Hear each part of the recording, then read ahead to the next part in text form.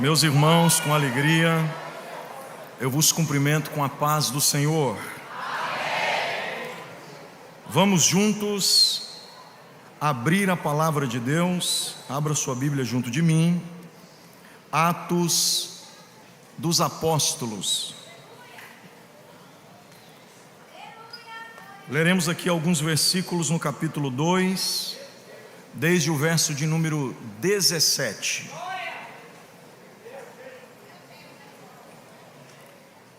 Enquanto os irmãos se organizam para juntos lermos esse texto, eu aproveito esse tempo para agradecer muitíssimo por essa honrosa oportunidade de servir a Jesus e a esta igreja por mais uma vez. Esta é a minha terceira participação no Celebração 2024. Ontem à noite eu falei sobre a graça do Filho. Hoje à tarde falei sobre o amor de Deus. E para o encerramento do Celebração 2024, eu gostaria de falar da comunhão do Espírito Santo. Atos, capítulo 2, versículos 17 a seguir, é o texto que juntos leremos a partir de agora. Se você encontrou e está pronto para ler junto de mim esse texto, eu gostaria de ouvi-lo manifestando-se dizendo amém. Amém. E nos últimos dias acontecerá, diz Deus, que do meu espírito derramarei sobre toda a carne, e os vossos filhos e as vossas filhas profetizarão. Os vossos jovens terão visões, e os vossos velhos sonharão sonhos. E também do meu espírito derramarei sobre os meus servos e minhas servas. Naqueles dias e profetizarão.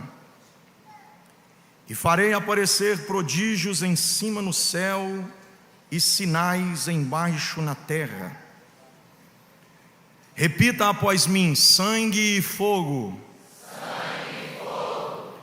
Eu não quero te constrangir a fazer o que você não quer, mas é aconselhável que faça, e se puder eu gostaria que você repetisse isso no 3. Vamos lá, 1, 2, 3. Sangue e fogo. Sangue e fogo. Fogo e sangue. Muito bem.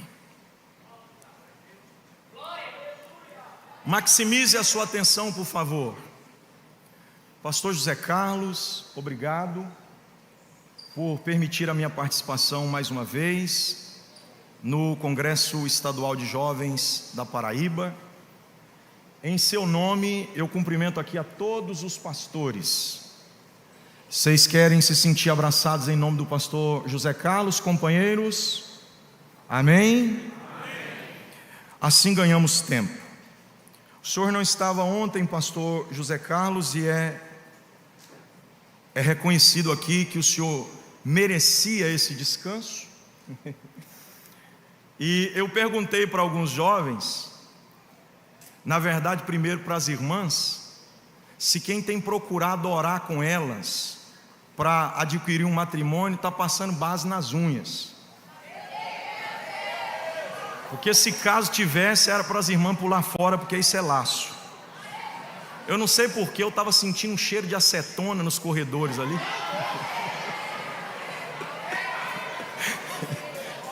Parece que teve gente que arrumou um jeito de tirar depressa, né?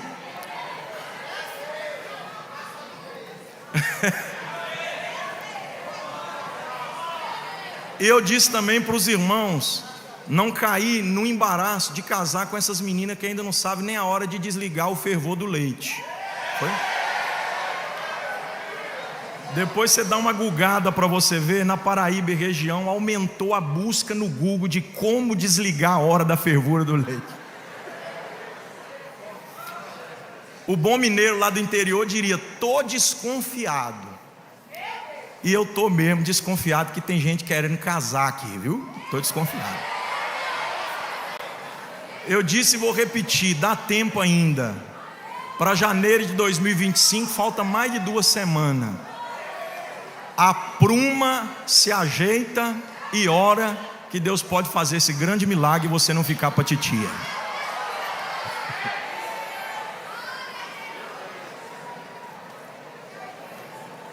Vocês estão bom mesmo, gente? Amém? Só os gratos. Além de mim, tem mais alguém que tem motivos para agradecer ao Senhor? Eu não esqueci do seu pedido, viu, pastor? Está queimando aqui desde o ano passado. Na hora certa eu solto isso. Aquele pedido que o Senhor me fez está queimando aqui. Na hora certa eu vou soltar isso. Mas para a noite de hoje, o Espírito de Deus. Quem é mesmo? Quem mesmo? O Espírito de Deus será glorificado entre nós.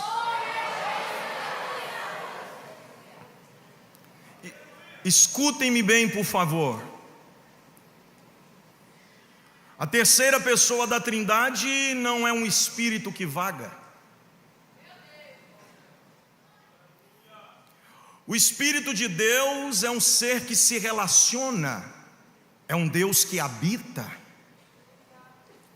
Há um equívoco muito grande, por maioria esmagadora dos cristãos da atualidade, com respeito ao relacionamento com o Espírito Santo.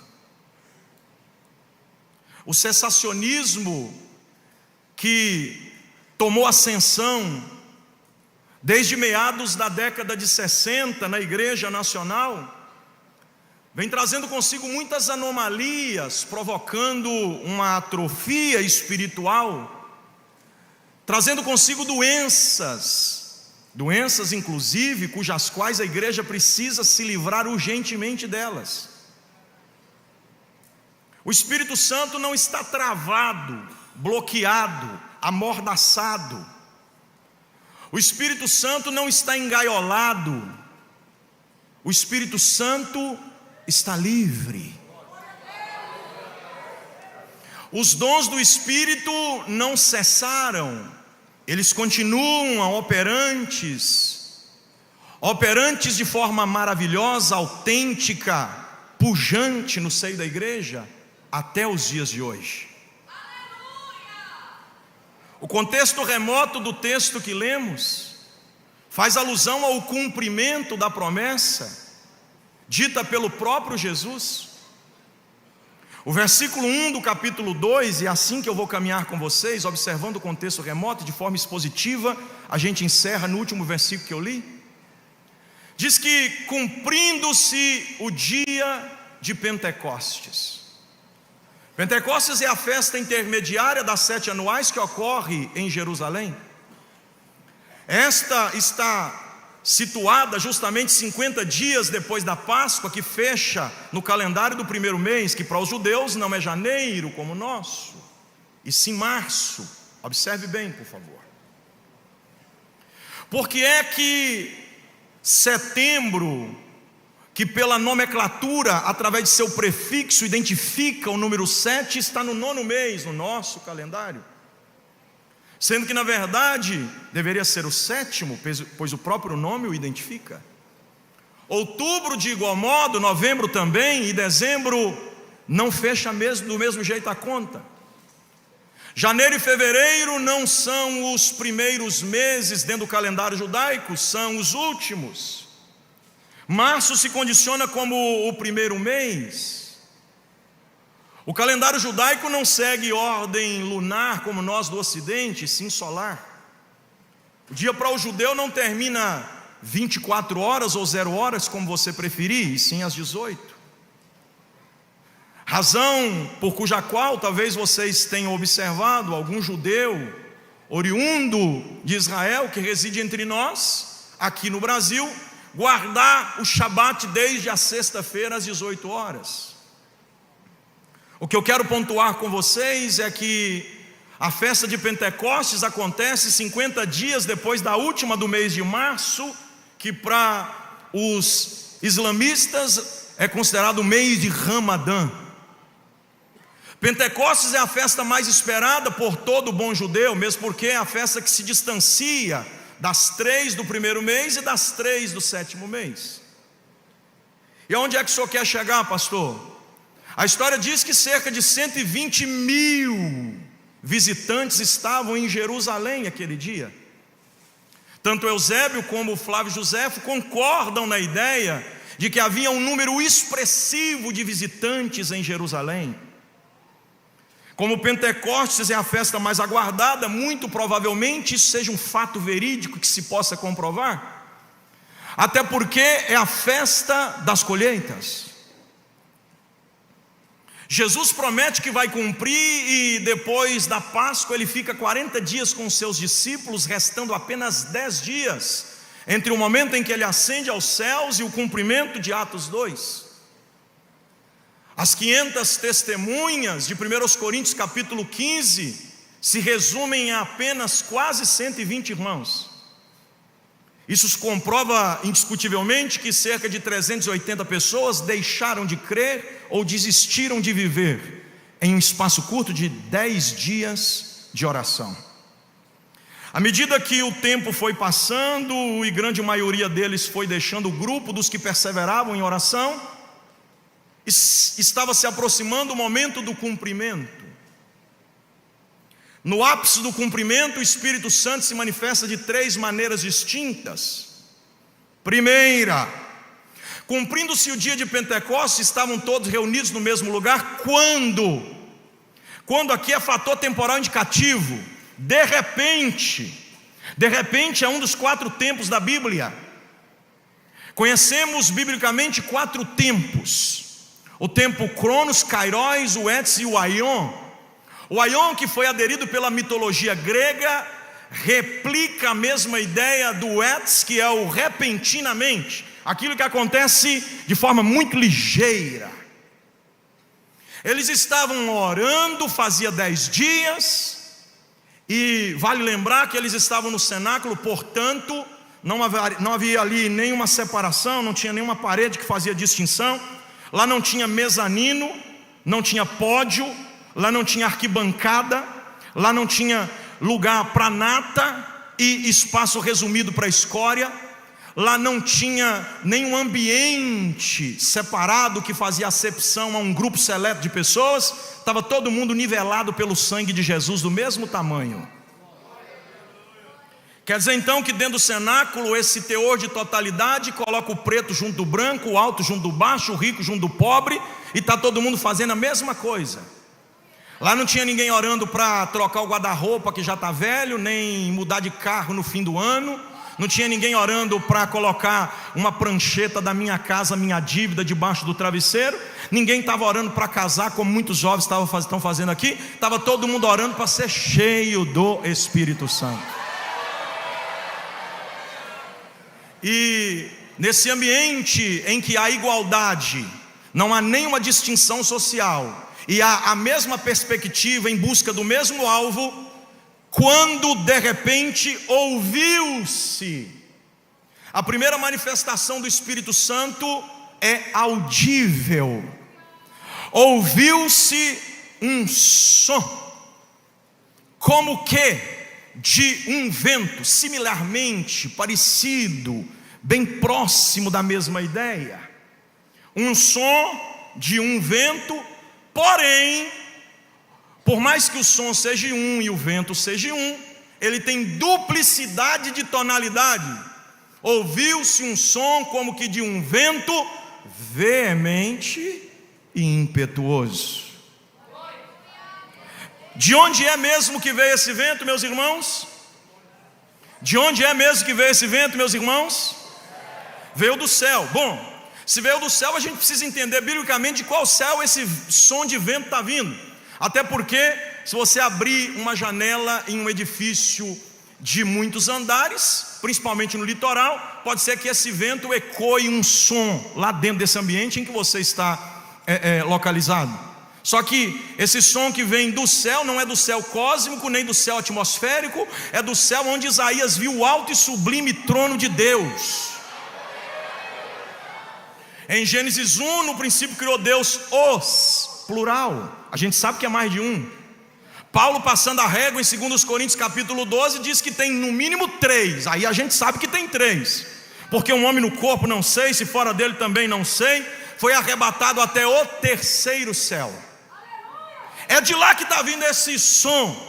Se é de lá que está vindo, precisamos entender o texto para não fugir à regra de interpretação. O que é que tem no céu que é veemente, pastor? O que é que tem no céu que é impetuoso? No céu não há nada mais veemente do que a adoração e nada mais impetuoso do que o fogo. Então esse som que está vindo do céu e que está sendo ouvido pelos discípulos que se reúnem no cenáculo, é um som que, interpretando o texto de forma clara e objetiva, é possível se atestar que esse som seja um som de adoração e acalorado. Porque Isaías 6 diz que tem serafins. Serafins são anjos ardendo em fogo, que tem 6 asas, 2 que cobrem os olhos, 2 que cobrem os pés e 2 que ladeiam em voar. É isso? Então tem serafins adorando, não apenas adorando, como também identificando a santidade do Deus que está sendo adorado. Porque na verdade aqui não é nem uma adoração propriamente dita, na verdade é uma identificação da santidade do ambiente e do ser que é santo que nele está. Porque o séquito das suas vestes enchia toda a casa, e os serafins diziam uns para os outros e não para Deus: Ele é santo, santo, santo, santo, santo. Na mesma pegada, Ezequiel no capítulo 8 narra em continuidade até o capítulo 10 que além de serafins tinha também querubins. E os querubins iam debaixo do altar de Deus e pegavam lá brasas afogueadas e saíam espalhando pela cidade. E com a tinta do tinteiro marcava a testa de quem era necessário. E quando voltava para o céu dizia que ele era santo, santo, santo. João, na revelação do Apocalipse, no capítulo 4, versículo 1, disse que quando ele é convidado a entrar no céu, porque João só entra no céu do capítulo 4 em diante. A revelação do Apocalipse ocorre desde o capítulo 1, mas a entrada de João no céu ocorre no capítulo 4. Se não, leiam em casa quando tiverem tempo. E depois destas coisas, eu, João, olhei e vi uma porta aberta no céu, e uma voz que me dizia: sobe cá, João. E quando ele entra e presencia o que? Presencia 4 animais, um com cara de leão, um com cara de águia, um com cara de bezerro e um com cara de homem. Uns dizendo para os outros: o que, pastor? Santo, santo, santo, santo. Ele vê também 24 anciões, cada um de posse de uma coroa de ouro puro, maciço na cabeça. Só que quando eles olhavam para o Cordeiro de Deus que está sentado à destra do Pai, eles tiravam a coroa da cabeça, jogavam aos pés do Cordeiro e diziam o tema do congresso do ano que vem: digno és, digno és, digno és. O Espírito Santo só passa a ser conhecido como santo no Novo Testamento. Quando você lê todo o Antigo Testamento, você encontra o Espírito como Espírito de Deus, Espírito do Senhor, mas não está lá Espírito Santo. Só que agora, antes de vir, ele avisa que está vindo, e que ele não é só Espírito de Deus, nem Espírito do Senhor, que ele também é Espírito Santo. Aí o Espírito vai chegando primeiro por meio de um som. Ouviu-se um som. Eu imagino que som agradável de ter se ouvido aquele dia, hein? Um som em mesclo de adoração e calor. Porque o Espírito Santo, passe mal sensacionistas agora, ele não é frio. O Espírito Santo é quente. Ou não queima aqui quando você sente ele chegar? Queima ou não queima? Segunda manifestação do Espírito Santo, depois de ouvirem e foram vistas por eles. Agora estão vendo. Primeiro ouvem, depois veem. Tem muita gente querendo ver sem ouvir, mas a ordem natural dos princípios e valores do reino de Deus é: ouçam e vejam, e não vejam e ouçam.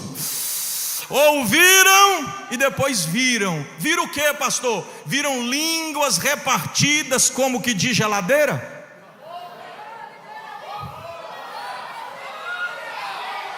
como de picolé.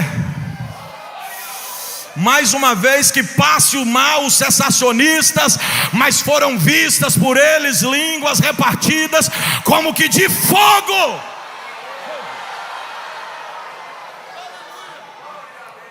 As quais pousava sobre a cabeça de cada um deles.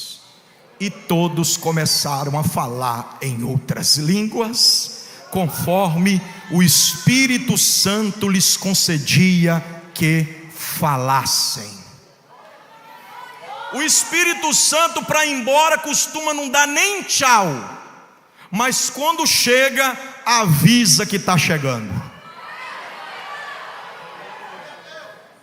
E como é que a gente sabe que o Espírito Santo está chegando, pastor? É simples. O Espírito Santo, quando chega, duas coisas acontecem: calor na alma e adoração na boca. E qual é a próxima etapa, pastor? A próxima etapa é fogo no alto da cabeça. E eu sei que parece que eu estou querendo enfeitar o pavão. Isso é porque você não me conhece, porque eu já sei que ele veio pintado, e quem deu as suas maestricas cores foi o Deus Todo-Poderoso. Eu não estou aqui para desenhar nada, é só o que está no texto. Veja só, o meu globo ocular está limitado a ver apenas com um ângulo resumido de 180 graus, nem 180. Então, como o meu globo ocular está na região frontal do meu rosto, é impossível que eu veja o que está sobre a minha cabeça, a não ser que eu olhe para o espelho, ou do contrário, eu olhe para você.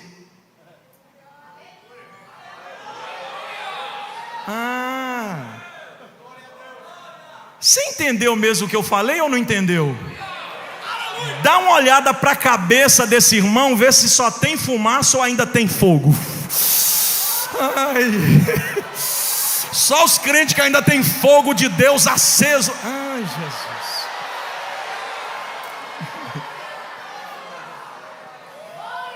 E por que a língua que vem como de fogo não vem para a cavidade bucal, unindo a traqueia, a laringe e a faringe? Porque o língua aqui não é membro do corpo, não. Língua aqui é idioma. Isso aqui agora também começa a reprovar o exagero dos extremistas meninos na fé. Porque o Espírito Santo não rouba a consciência de ninguém. Ele enche com razão, paixão e emoção.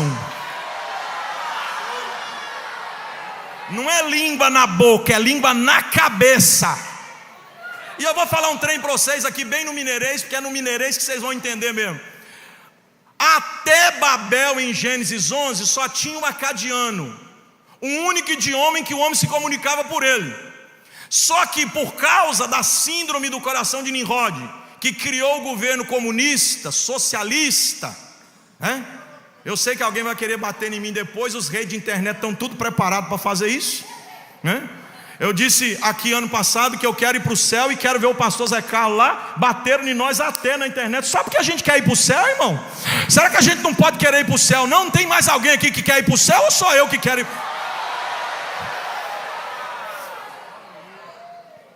Mas lá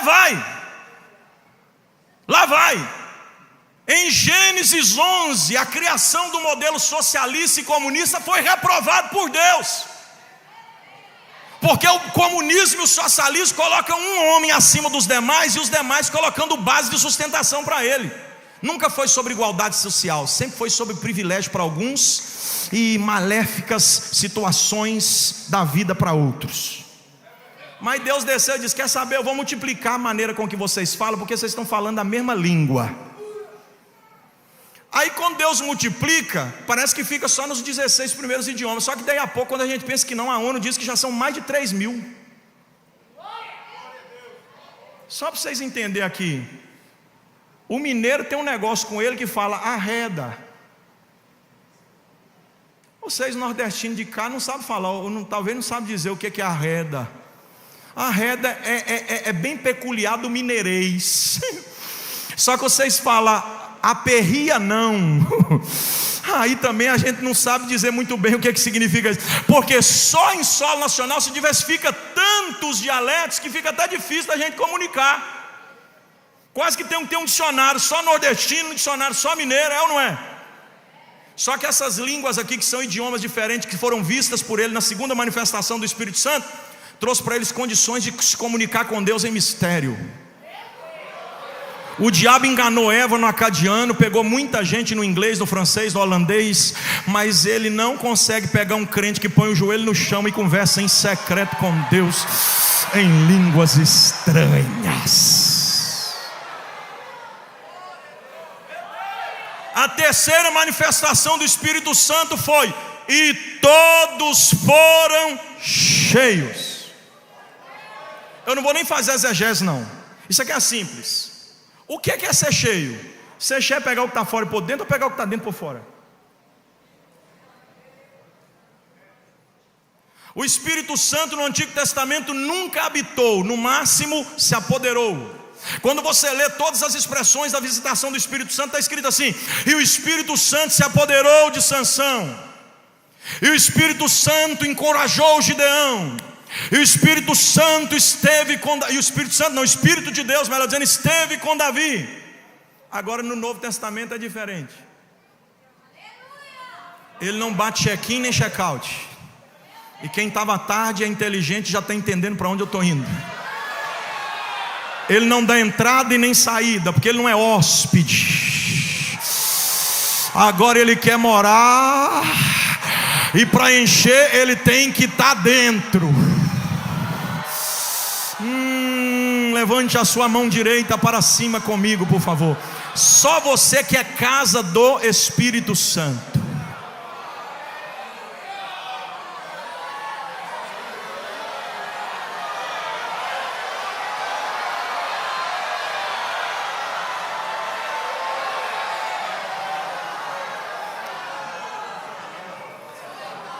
Agora escute, como é que os dons cessaram? Se depois que todos foram cheios do Espírito Santo, do lado de fora começou um tititi, porque quem está lá fora vivendo na embriaguez, no álcool, na cachaça e nas drogas, não entende por que é que você pula aqui dentro mesmo não. Está tudo bêbado, aí Pedro diz: não, isso aqui não é cachaça, isso aqui é poder de Deus.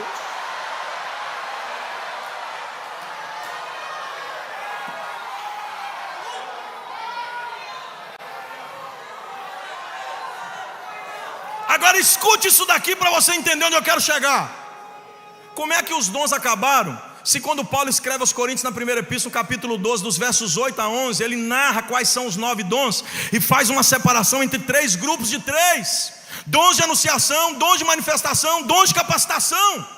Pastor, não, os dons cessaram. É isso aí que estão dizendo os teólogos cessacionistas. E eu venho te vacinar contra essa onda anomalítica terrível. Os dons não cessaram não. Só na Bíblia, eu não vou inventar moda não, só na Bíblia, presta atenção. Pedro era um pescador que abriu mão da arte da pesca, foi para a presença de Jesus. Jesus diz: vem atrás de mim que eu vou fazer de você pescador de homens.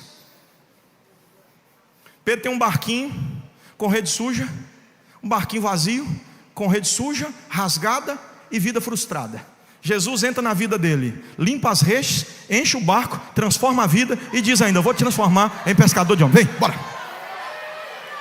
Só que Pedro era leigo, era um homem tão ignorante que carregava consigo um punhal, uma espada, uma adaga, como você preferir. Bastava alguém mexer com ele que ele estava pronto para a briga ou para qualquer coisa. Pedro não tinha paciência, o seu temperamento era sanguíneo. Só que depois que o Espírito Santo veio,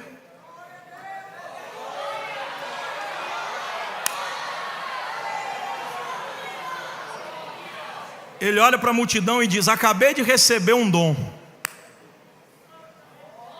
Peguem a Bíblia aí de vocês, que eu vou falar para vocês o que é isso aqui. Isso aqui não é vinho, não é cachaça, isso aqui não é pitu, isso aqui não é garrafa de álcool. A gente não está tomando meiota e nem comendo lambari com ovo cozido. A gente está se embriagando na presença do Deus que prometeu isso. Ele chama a autoridade do Antigo Testamento, pega um texto, desenvolve o contexto, aplica o sermão e nem faz o convite.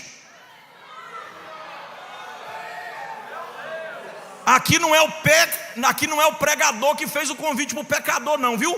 Foi o pecador que fez o convite para o pregador. Olharam para Pedro e disseram: mas já terminou? Uma coisa era a nossa vida antes de te ouvir, outra coisa é a nossa vida depois de ter te ouvido. Fala pra gente o que a gente deve fazer. Aí Pedro diz: é só se arrepender. Oh, bendito seja o nome de Jesus.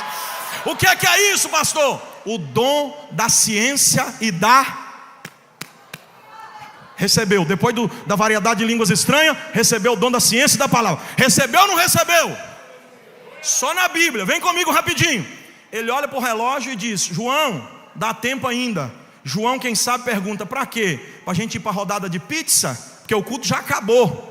Quem sabe Tiago diz: eu posso ir com vocês. Quem sabe o irmão Felipe diz: mas eu sou o contador do grupo. Quem sabe alguém diz: mas Judas, que é o tesoureiro, nem está aqui mais para pagar a conta. Aí ele diz: não é para a gente festejar nem fazer resenha, não é para ir para o rodízio nem para a rodada de pizza. O que a gente vai fazer mesmo agora é orar. É quase 3 horas, mas ainda dá tempo. Bora orar, bora orar, bora orar, bora. Porque cheio do Espírito Santo não deixa a oração quando o culto acaba, não, tá? Aí lá vai eles para a oração. Me encara aqui. Quando eles estão indo para a oração, vão passar pela porta formosa. Tem um aleijado na porta, um paralítico na porta. Ele olha para Pedro e João e diz: sabe que agora eu estou com fé que eu vou receber alguma coisa. Esperou receber alguma coisa. Aí Pedro diz: recebi mais um dom aqui. Não tenho prata nem ouro, mas o que eu tenho eu te dou. Em nome de Jesus Cristo, levanta e anda. Dom da cura.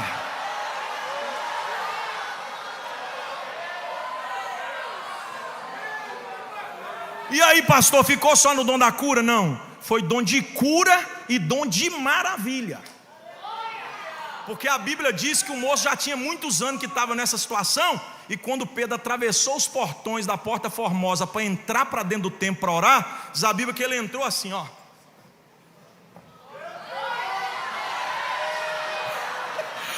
Pulando, está escrito, não sou eu que estou falando não. Saltando, pulando e glorificando a Deus. E aí, pastor, parou? Parou não. Anás e Caifás oprimem a Pedro e diz: não fale mais no nome de Jesus aqui, viu? Aí eles respondem no verso 20 do capítulo 4: não dá mais não. Não podemos deixar de falar daquilo que temos visto e só fica calado quem não viu nada e não ouviu nada. É assim ou não é? Aí pregaram de novo mais 5.000 almas para Jesus. Irmãos, eu não sei se vocês estão entendendo não, mas a igreja primitiva não tinha completado nem 24 horas de inauguração no Pentecoste, e já tinha 8.000 novos convertidos, além dos 120 irmãos que tinham sido cheios. Aí a gente vai para o capítulo 5, eu estou encerrando. Aí Pedro entra no capítulo 5, e lá vem o irmão Ananias e a Safira, trouxendo nosso dízimo. Aí o Espírito Santo, Pedro olha para Ananias e diz: acabei de receber mais um dom, discernimento. Você não está mentindo, não é para mim não, é para o Espírito Santo que você está mentindo. Acabou, pastor? Acabou não, porque lá quando ele manda o paralítico levantar, ele também, junto com o dom da cura e com o dom da maravilha, ele também recebe o dom da fé. E não é a fé comum, é a fé sobrenatural. Eu podia passar o resto da noite falando aqui tudo que eu gostaria de falar, mas não é por muito falar que eu serei ouvido. Se você puder e quiser, caso isso não te constrange, olhe para essa pessoa que está do teu lado e diga para ela assim: os dons não cessaram.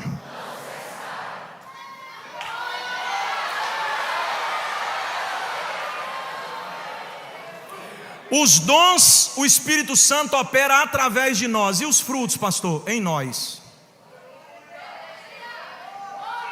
Segundo o que ele escreve aos Gálatas, no capítulo 5, dos versículos 22 a seguir, os frutos do Espírito são diferentes dos dons do Espírito. Porque enquanto os dons, o Espírito Santo usa para operar através de nós, os frutos ele usa para operar em nós. Eu não consigo acreditar nesses profetas que dizem: eu sou profeta, viu? Revela tudo, mas não tem comunhão com ninguém, compra e não paga, vida enrolada, está deixando o Espírito Santo agir através dos dons, mas não deixa ele operar através dos frutos, né? Para de contar mentira, seja o marido de uma só mulher, sai dessa vida enrolada, dá cheque que tenha fundo, pague suas contas, seja crente de verdade.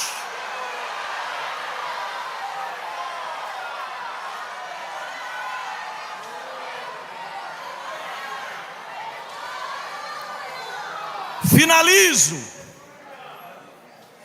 Pedro vai pregando, e qual é a mensagem que ele prega? Joel capítulo 2, versos 28 a seguir. E o que tem a ver essa mensagem com nós aqui essa noite, pastor? É simples, para mim encerrar. E acontecerá, diz Deus, que nos últimos dias derramarei do meu espírito sobre toda a carne. 3 faixas etárias de idade serão atingidas: vossos filhos e vossas filhas. Na etimologia, pelo original, crianças. Vossos jovens, vossos velhos.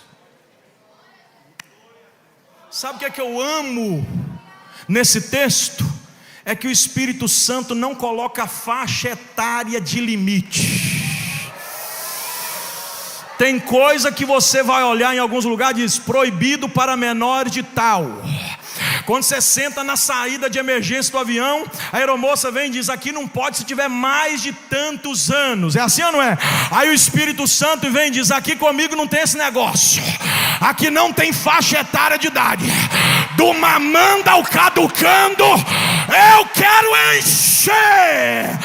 Ai, Jesus.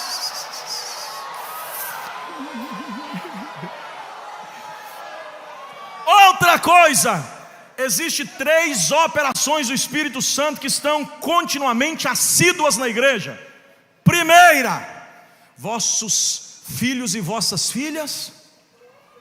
O que é que eles vão fazer? Então quer dizer que a profecia também não cessou, né?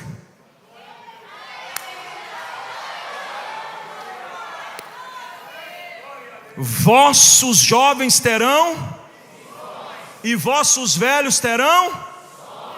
Existem 14 personagens bíblicos que sonharam. Eu falei sobre isso aqui da última vez. Os sonhos não acabaram, não, jovem. Você crê no que eu estou pregando mesmo, jovem? Crê ou não crê? Se prepare para acordar de madrugada com revelações através de sonhos espirituais.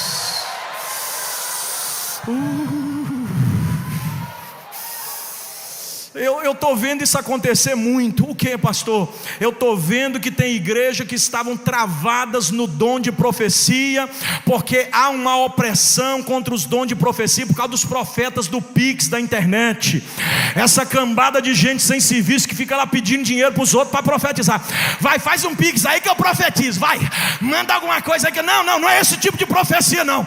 A profecia que eu estou falando aqui é da janela do céu se abrir, do tapete ser posto e de Deus bradar dizendo na boca do homem: assim diz o Senhor.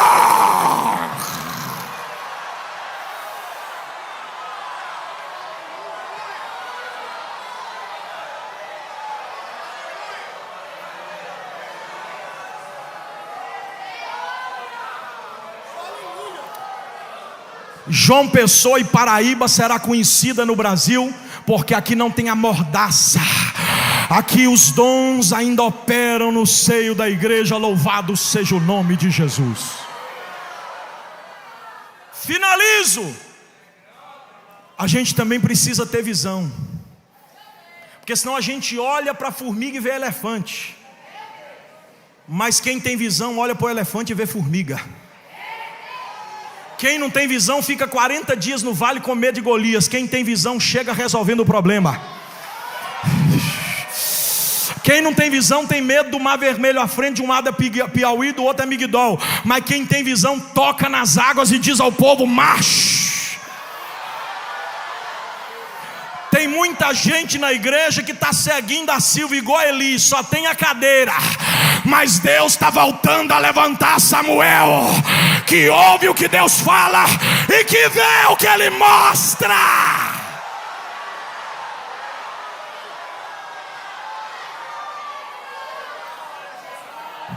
Termino. 3 faixas etárias de idade, 3 operações do Espírito, 3 manifestações permanentes, e eu finalizo aqui: 3 símbolos eternos.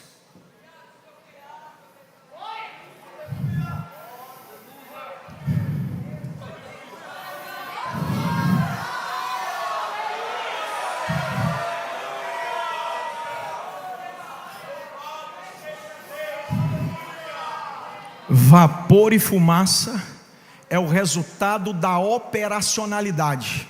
Primeira permanente, vapor e fumaça.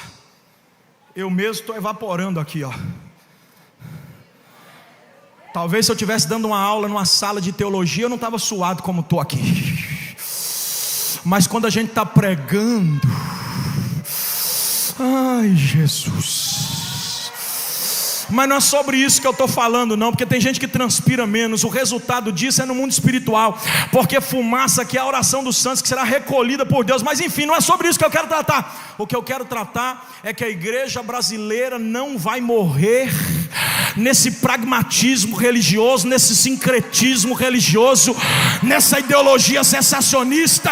Por quê, pastor? Porque tem 2 símbolos que nunca vão se apagar na igreja: